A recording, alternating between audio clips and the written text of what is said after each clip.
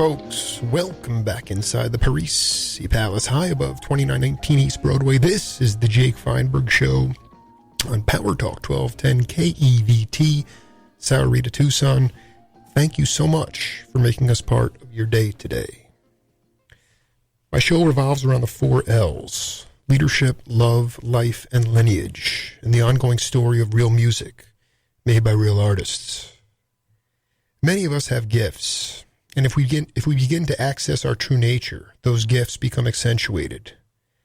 How did you do that? Did it matter? Does it now? If you don't put yourself out there, then those gifts cannot be acted on, and your true nature will remain undefined. My guest today has been putting himself out there his whole life. Northern exposure in swampy Jersey bars, or the bitter end with Terry Silverlight, or at the Berklee School of Music. He stayed in a few splendid hotels in his day, shredding on his axe, as he kissed away the electric and brought in the acoustic guitar to play flamenco and jazz and blues in a Friday night in San Francisco that remains a standard bearer in interweaving guitars and sharing and learning and loving. He understood early on in his career about the spiritual qualities of music, playing with Lenny and Stanley Clarke, leaving his physical body and operating on a frequency equivalent to the zone. It feels so good that you don't want to leave it. He's got his hang-ups and his problems, but gets on the road to play and get stuff out of his system, the way any romantic warrior or elegant gypsy might do. He has learned to trust himself and actualize his true nature by putting himself out there. Al Di Meola, an honor to welcome you to the Jake Feinberg Show. Oh, thank you very much. What a build-up! Wow. Thank you. I love the swampy bars in New Jersey. Well, listen, I want to. How did you know about that? Well, it's amazing. After interviewing 400 cats from your generation, I've really been able to kind of just get my research just from the interviews themselves. And believe it or not, I wanted to start by playing this audio clip. We have a game on this program called Name That Tune, but this is actually Name That Voice. I want to see if you can get it, and then we'll come back and break it down, okay? Yeah. In fact, the first one I had played at the bitter end, I think originally John Abercrombie was playing guitar with me, and bass player Tony Levin was playing bass. My brother was on drums, and we were doing a little rehearsal sound check one afternoon, and Al Di Meola came in, and he was he was still in high school, or just out of high school. He was about 18 years old, and a friend of his asked whether he could just jam with us, and I said sure, and we did that, and he just sounded wonderful. And actually, John Abercrombie, after he had to go and do some things, Al played in my group. This was probably around 1973 at that time, and this is before Al played with Return to Forever, and so we did a lot of gigs together, and sort of the East Coast. And, do you have? All right, Al, name that voice. That's Barry Miles. You nailed it. Good for you, brother, man. Another Jersey cat, along with Barry Miles and Gary Bartz and Al Di Meola. But I really want. He was the first fusion guy. He had. In fact, Chick Corea played in his band. I mean, Barry was the actual first fusion musician ever. He's one of the guys that came from jazz as a little kid. Brought up by his father who owned a record store, and he was like a Charlie Parker freak.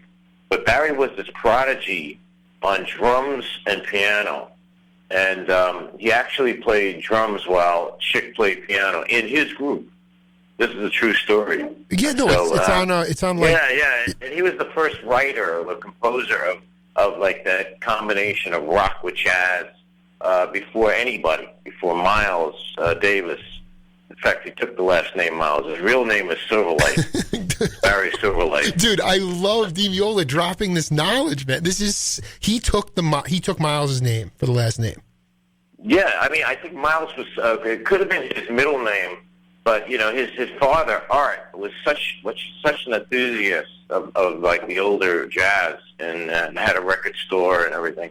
And Barry was a super prodigy, really really laid back, kind of guy, not aggressive at all, but he had this tremendous talent, I mean, long after all of that, he became like a musical director for Roberta Flack and, a lot of pop gigs as well, because he had a wide range. But it was like Diana Ross. That was my humble beginning when I was in high school.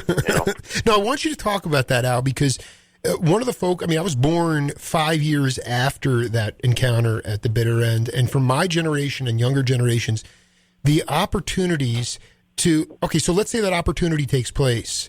That requires security from the band leader to say, yeah, come on in, let's do it. Abercrombie obviously was going off to Europe to do gigs, but tell me about the experiential learning that you had as a youngster that helped you cultivate your individual sound. Well, I started taking lessons before I was 10, so somewhere between 8 and 9, I think. And my teacher just so happened to be a old school jazz buff, so I was learning a lot of that stuff, and he was kind of prepping me, in his own way, not realizing where I was going, even though I was into the, what was popular of its day, like Beatles, Beach Boys, even things prior to that, the Ventures. So I had, some schooling and training that enabled me to be able to read the charts that Barry had written, and it was really like a perfect beginning and opportunity to have that before I entered the world of Return to Forever, because that was another chart-heavy group, where you had to be able to read and read a lot, so and no harmony and no scales and all of that. So it was a real. If you didn't have schooling behind you, you wouldn't have never made it. But I had attended Berklee. First, I played with Barry, then I attended Berklee. And then from Berklee is where I got the call from Chick. So it was, in that kind of order. So just to be clear, it was Barry Miles' band into Berklee, into Return to Forever. Is that right? Yeah. So, but, I guess also the idea is that the idea of being able to get up. How early were you gigging on the bandstand? Was that your first real gig, the Barry Miles band, or were you doing stuff in the swampy Jersey bars before that? No. That's what it just sounded great, the swampy Jersey bars. I was really wishing that were true, and I could have reflected on that, because really my first big professional gig was Carnegie Hall at 19 with Chick. That was the first gig with Chick was Carnegie Hall, and prior to that, before the Berklee period, I had done some really small stuff like VFW, kind of small as you can get, little tiny jazz clubs in Jersey. Yeah, get me with, to Meola. Barry Miles, but it was like no pay kind of, get your feet wet kind of gigs. You used a word before that has been really almost attributed to Return to Forever, maybe yourself, as you got to become a solo leader. I just wanted you to talk, when you say that Barry was the first guy to cultivate fusion music, what does that mean to you, fusion music? Well, fusion, before, it was early 70s, and really, like the very, very early 70s, there still wasn't this crossover thing. It was either rock or jazz.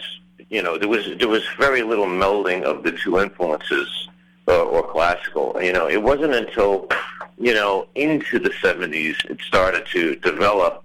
When Miles was just totally sick and tired of straight ahead jazz, it bored the hell out of him. So he was influenced by Sly and the Family Stone, Jimi Hendrix, all that kind of stuff. Started wearing wild clothes and electric guitar and.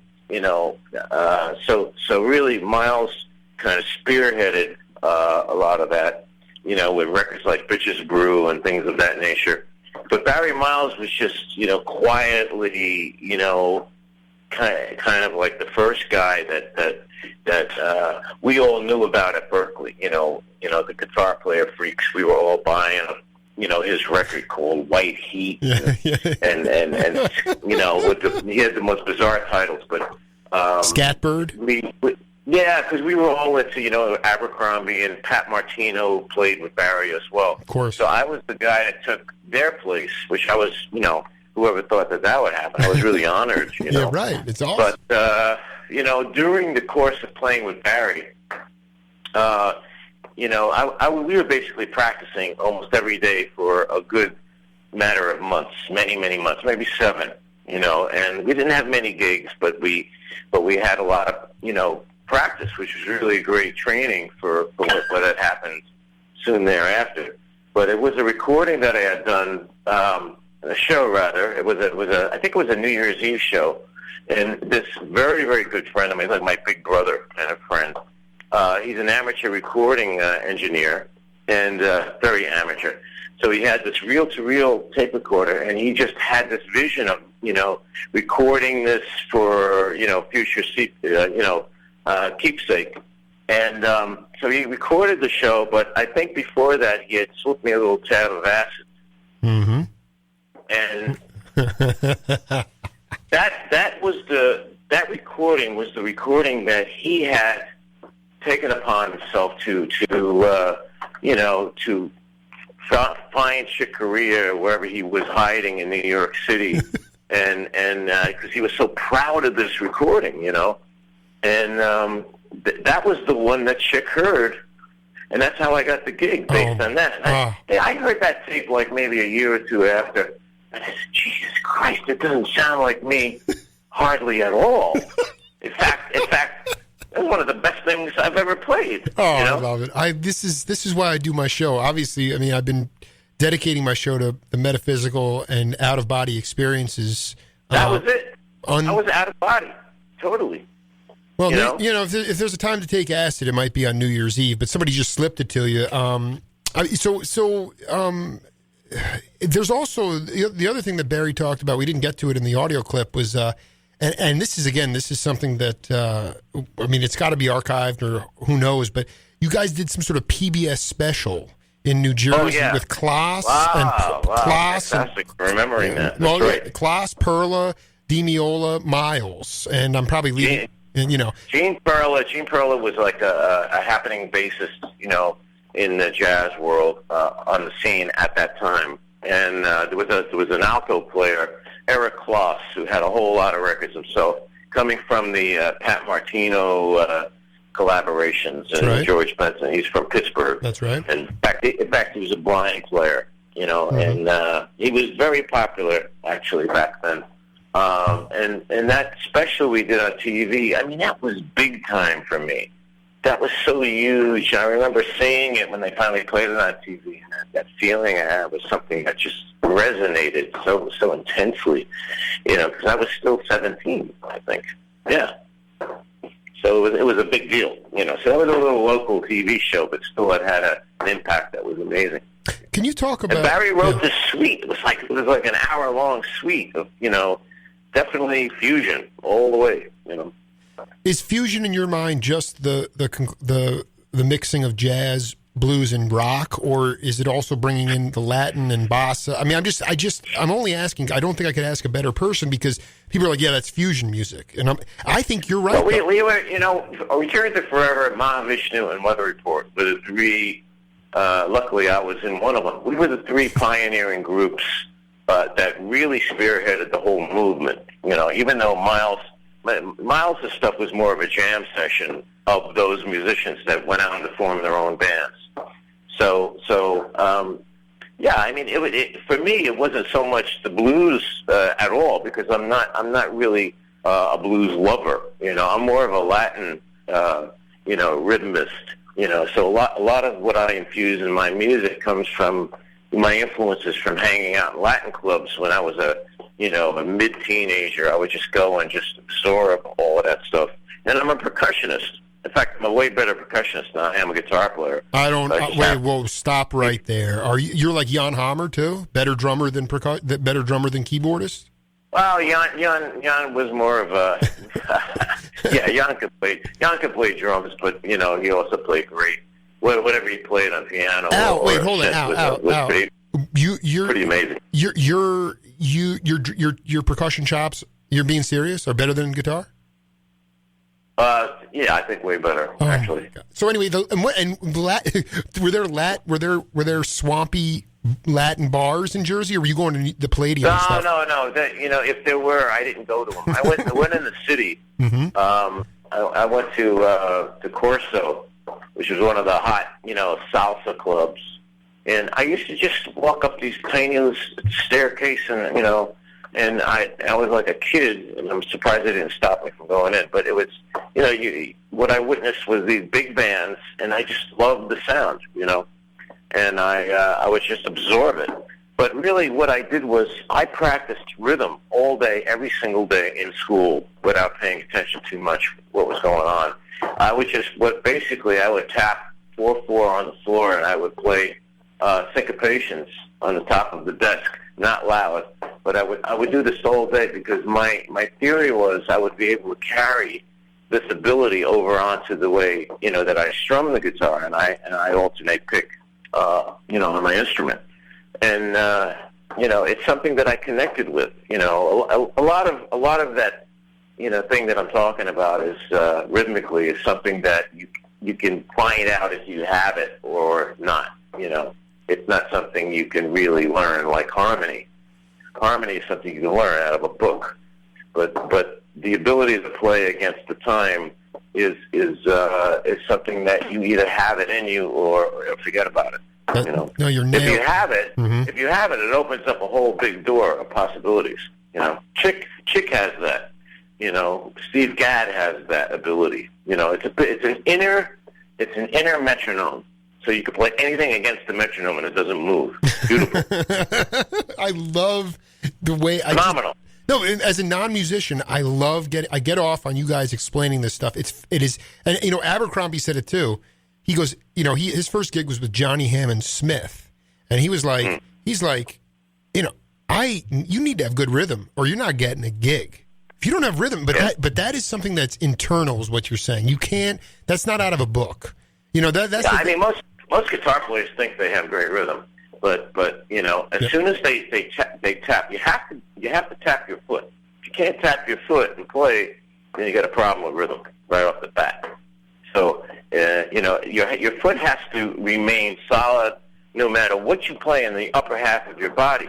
So if from waist up, if you're playing a counter rhythm, and that counter rhythm is influencing the bottom half of your body, which is where your foot is located, then you got a problem. That's a problem, okay? And then you have to slow everything way the hell down and dig and search to see if you have the ability to play with syncopation. Most people don't.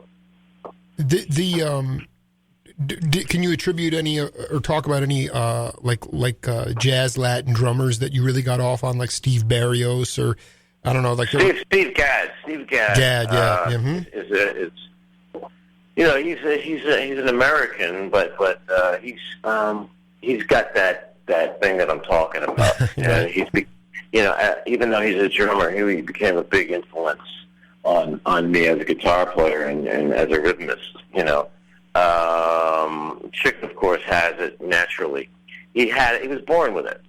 Gonzalo Rubalcaba, another super great pianist. He's got it. In fact, most great Cuban musicians have it. It's kind of in the blood, in the genes.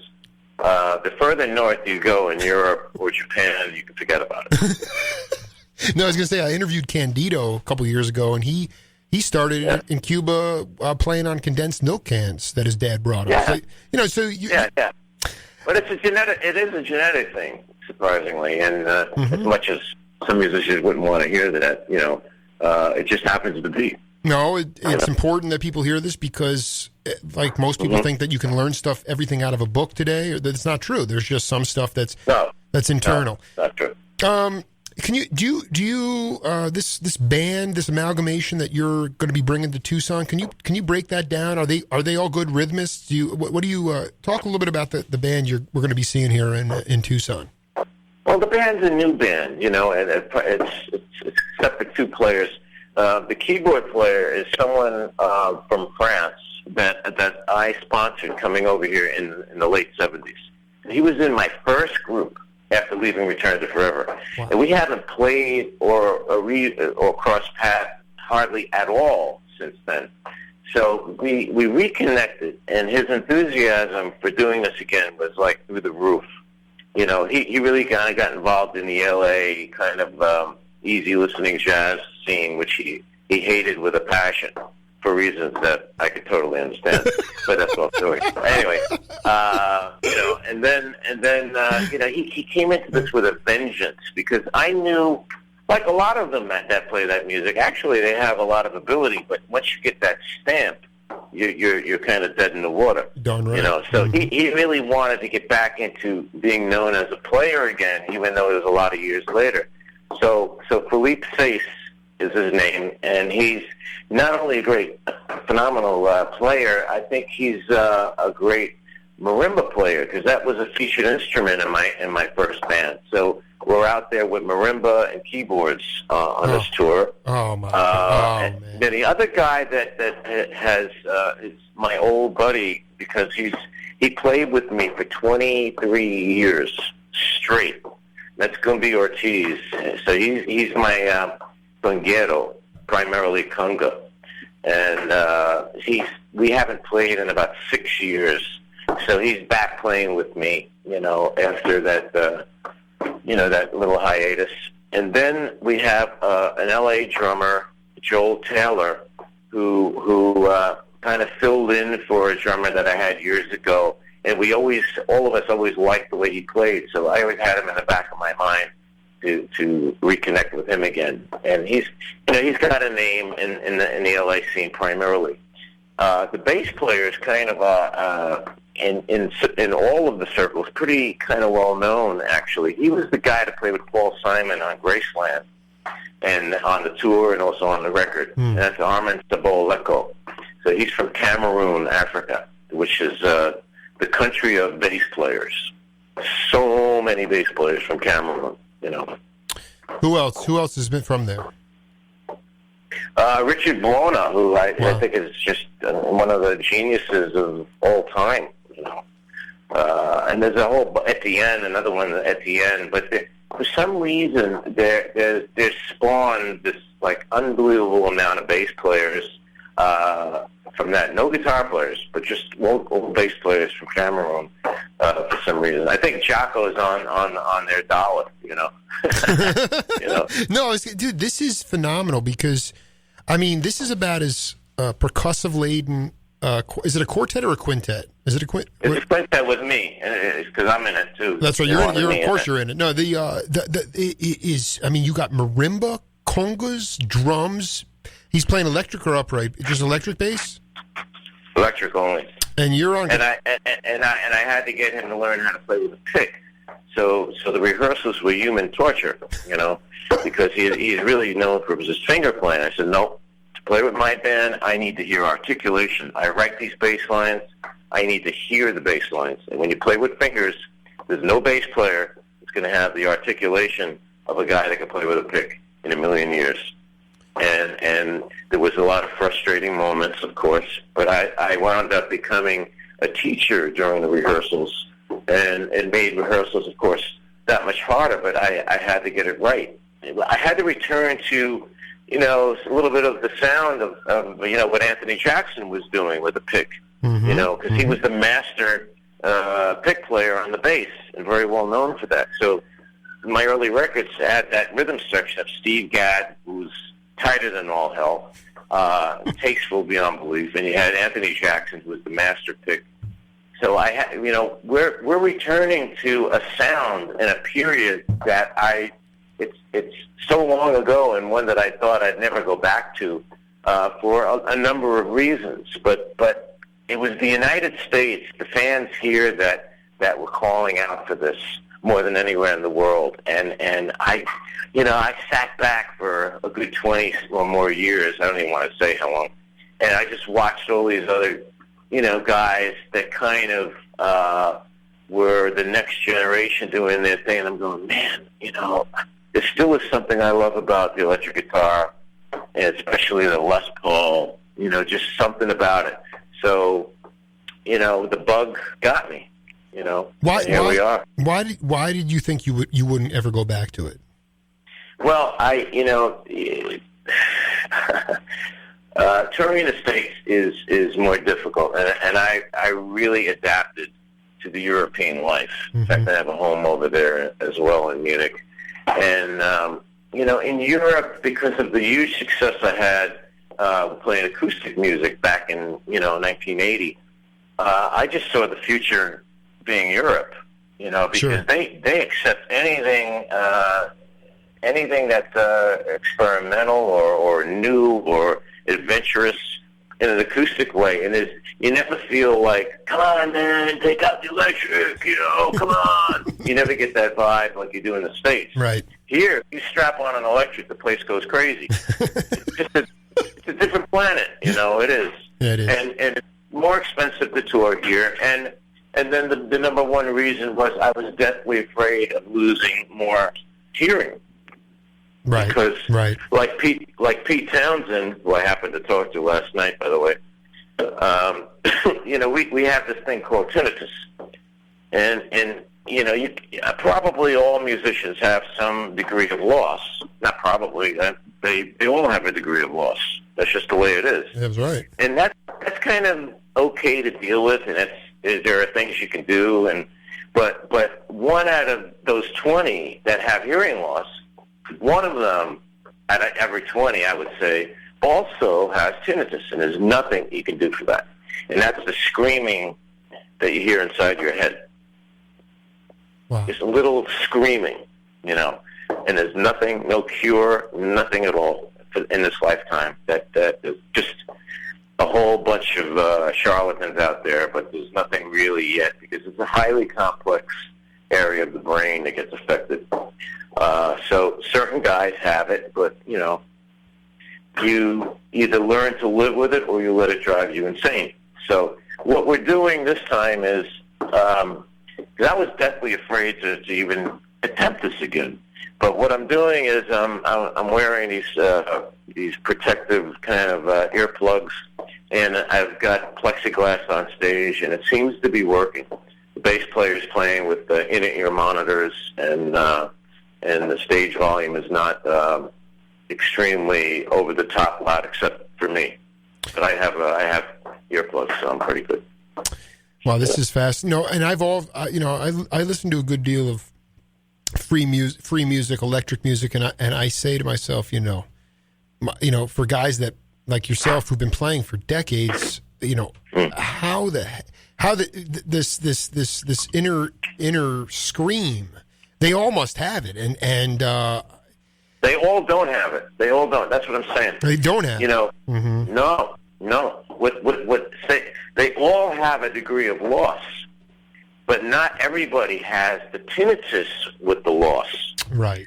I would say either 1 out of 10 or 1 out of 20 also has a degree of tinnitus, which is a ringing. So, like somebody like Santana, I talked to Carlos, he goes, no, man, I don't have any of that. Yeah, well, you're lucky. So genetically, he's not predisposed for that type of thing. Pete Townsend genetically was predisposed for that to turn on, just like a person that gets diabetes. You're predisposed to get it. Or cancer, God forbid. You're predisposed to certain things that will happen, as a result of something, let's say. Well, we got another name that voice for you, Mr. Meola. So hang in there, and we'll break it down. Okay. Good. Spiritual thing is basically when you're playing, and it's just not bebop. This is other music too, but bebop in jazz is probably that's the high end of what we do as jazz musicians.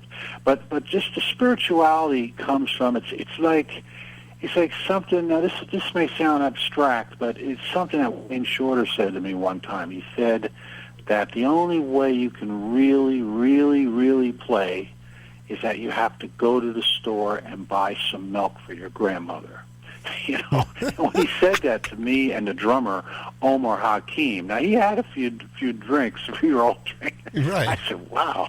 But a couple days later it hit me, because, it's like to come, if you have one of those kind of families, you go to see your grandmother, she says, go to the store and get me some milk, and you go there, there's a love, there's a love for something other than just what you're looking at. It's like your own personal love, which could come from God, which could come from the force of life. It could be whatever it is that you think makes you tick. Mm-hmm. That if you tap into that, whatever that is, it's not a material. It's not the instrument. It's not the notes. It's the life force. And that is very, when you operate on that band, that's on that frequency in life. That is very spiritual. All right, Mr. Meola, what do you got for us? Well, I think that was L. Ron Hubbard, right? That. I'm kidding. That's Stanley. You are such a jerk. I'm from Long Island, and people were freaking out. They actually asked me. Some cat, Bert Holman, manager for the Allman Brothers, asked if you ever did music lessons at O.D. Bella. Oh, music lessons. I was the teacher there. Teacher, excuse me. No, but I don't want to segue off. I want you to talk about L. Ron Stanley Clarke and this whole idea. You talked about. Here we go. Yeah, no, you talked about. I want you to talk about your idea of the spiritual quality of music. He alluded to it as going to the store to get your grandma some milk, but I want Meola's take on it, and then ultimately your musical relationship with Lenny and Stanley. Because when I watch some stuff on YouTube, it's just you guys are operating on that band, man, and it's a band that we need to get to as a society, or we're going to crumble away. I know what you mean. Yeah. Oh boy. Stanley and Lenny, were brother-like, in a sense. And it was a real sad ending to Return to Forever. And I don't know how many people out there saw Going Clear on HBO, but man, the Scientology aspect unfortunately destroyed the group. And I can compartmentalize my admiration and just love, let's say, and even gratefulness for what had happened to me. And I could compartmentalize the musical abilities, but the part that sometimes can destroy someone is the spirituality that they believe in and they try to impose, or they try to, basically follow certain rules or regulations of this guy, in this case being L. Ron Hubbard, that were so bizarre. I mean, and not just bizarre, but then the whole issue of other problems arose, And I know Stanley and Lenny, in fact, not Lenny wouldn't go near it, When I joined the band at 19, I was so enamored with Chick that I wanted to check out what it was that was so inspiring him. So for a minute I checked it out, but you can't really go into it and leave. They will torture you if you leave. So that was a bad experience. That whenever it is I put out a book, it'll be in detail. But okay. that was very short-lived. I was in and out at 19. But yeah, I mean it's unfortunate that the band was short-lived in that sense. So all of those years between 1983, when we did a short reunion, and all the way up to 2008, that's a lot of years that Stanley and Chick weren't even talking. And I was the guy that got them kind of back in good communication again. And I actually got the band to play again. Wow. Wow. But I'll tell you how Stanley played that card. The reason why was Stanley had left Scientology. He was more of a, let's say, more involved Scientologist way back when in the 70s with Chick. So when he left, it was like a criminal offense in Scientology. So therefore, that created the non-communication between him and Chick for so long. Even though Chick plays with he plays with some non-Scientologists, but you can't really be in it a long time and then leave it, because then you become an enemy of it. And so Stanley did a kind of, in a business way, a smart thing by re-entering Scientology, and that made Chick feel really warm and fuzzy. They tried to get me involved with it, but it didn't work, and that of course had a negative effect. Well, okay, no, so I want to ask you, getting away from the organized religion thing, because I understand where you're going from, and I'm just talking. I get off on seeing you guys just not even be in the moment. You just lose yourselves. I want the Meola understanding of spirituality and music. Forget the organized religion. Forget Chick Corea. I want Meola's idea of leaving your physical body, whatever you want to say, even after all the charts are done and everything's razor sharp. How do you play real music? I don't know. There's certain things happen, and when you're playing, where you become, you slip into this other side of the brain. You know what I mean? It's not out of body. It's just another part of the brain switches on. Remember the guy that used to stutter, and as soon as he sang, he there was no stuttering at all. No, right. Remember that? Right. Well, I think that kind of creative side of the brain kicks in, and there's times when you actually think magic is happening, and moments of that are really, really special. So it is, in a sense, a kind of a spiritual feeling, and it's also, for me, look, even when I'm sitting practicing or reading music, it's my time of meditation.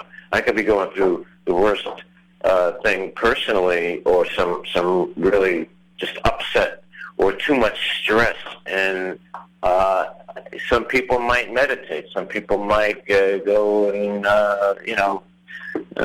take it out in the boxing ring or something. But I can, when it gets too much for me, the spiritual side of me feels connected when I can disconnect from all of that stuff by sitting with my instrument, reading music, or if you're on the bandstand or playing with musicians, you do. I mean, you'd even forget if you had a goddamn cold or some kind of a illness or something. You slip into another part of the chemistry of the brain, and that's a good thing. So that's about as far as I'm going to get. I want to tell you. Go ahead. I always laughed when Carlos was doing the Shri Chimney thing and all of that stuff, and all the candles were on stage and all that. I'm too much of a Jersey guy. We sit back and we laugh at shit like that. Well, let me tell you something, Al. I want to come. I can't wait to come see you play Tuesday, and I really want to talk. I want to devote a whole hour just to the Jersey side of you.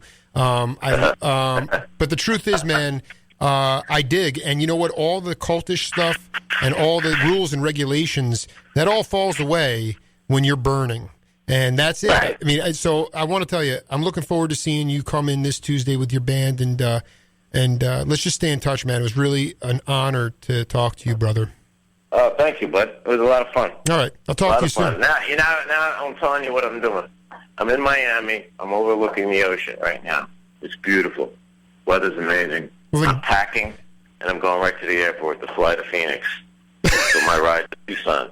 That's what I'm doing in the next hour. So I'll see you. We'll see you soon. We're going to rehearse for 2 days in Tucson before the show. Talk to you soon, Al. All right, bud. See you then. See you then. We'll be right back. Bud. Yep. Bye-bye. Bye-bye. Bye-bye.